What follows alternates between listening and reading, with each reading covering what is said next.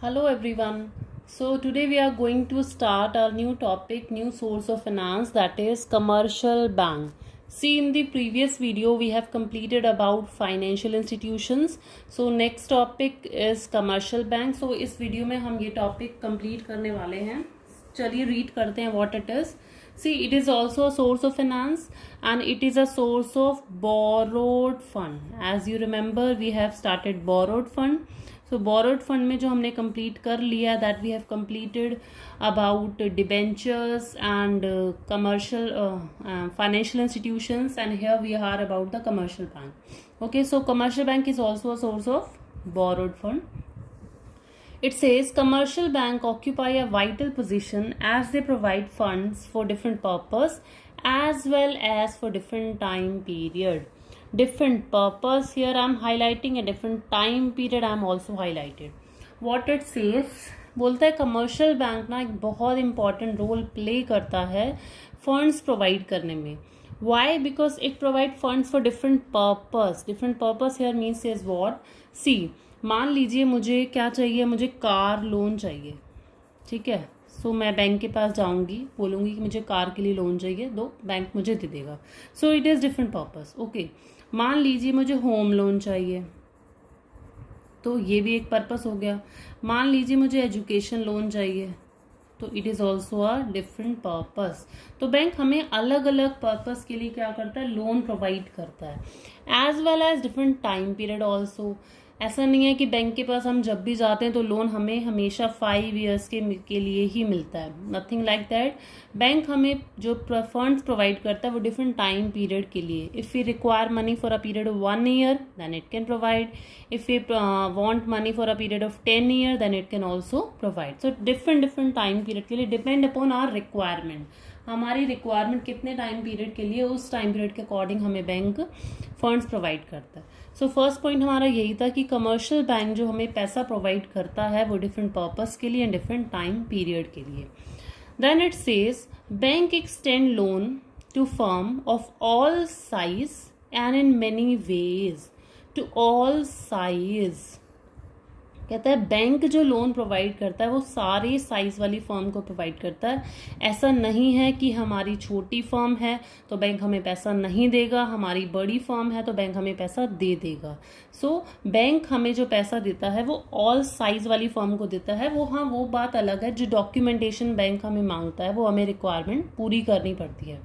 But there is no as such difference between the size of the business. Small scale है तो पैसा नहीं मिलेगा, लार्ज है तो मिल जाएगा.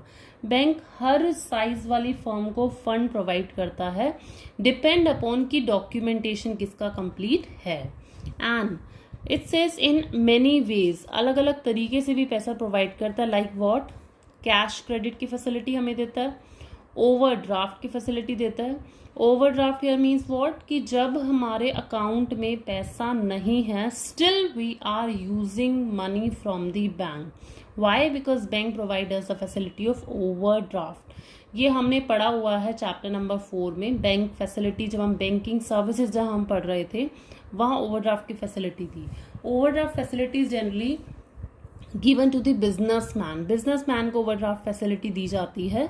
मतलब क्या होता है कि हम बैंक बिजनेसमैन के अकाउंट में पैसा ना होने पर भी वो बैंक से उधार ले सकता है, but it is up to the specified limit.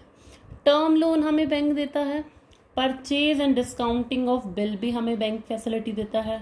And issue of letter of credit. See, इन सब के बारे में तो हमने पढ़ा हुआ है, कैश क्रेडिट, ओवरड्राफ्ट चैप्टर 4 में, टर्म लोन. अब what it is purchase and discounting of bill and issue of letter of credit. See, इसके बारे में हम पहले बात करते हैं. डिस्काउंटिंग ऑफ बिल क्या होता है?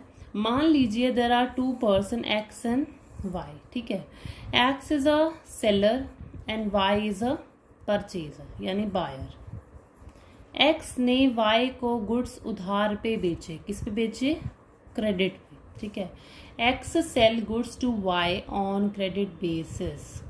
अब वाई कह रहा है मेरे पास पैसे तो है नहीं क्योंकि उधार पे ले रहा है. वाई ने बोला मैं आपको 5 महीने बाद पेमेंट कर दूंगा. Y is saying that I will pay you within 5 months. After 5th year I will make payment. अब एक्स ने क्या करा, ठीक है 5 महीने बाद पे कर देना. एक्स ने एक बिल लिखा उस बिल में लिखा कि मैंने वाई को गुड्स बेचे हैं, 5 महीने बाद वो मुझे पेमेंट कर देगा। और ये बिल लिख करके एक्स ने दे दिया किसको, वाई को। वाई ने इस बिल पे अपने साइन कर दिए, सिग्नेचर कर दिए कि हाँ मैं एक्सेप्ट करता हूँ कि 5 मंथ्स बाद मैं आपको पेमेंट कर दूंगा।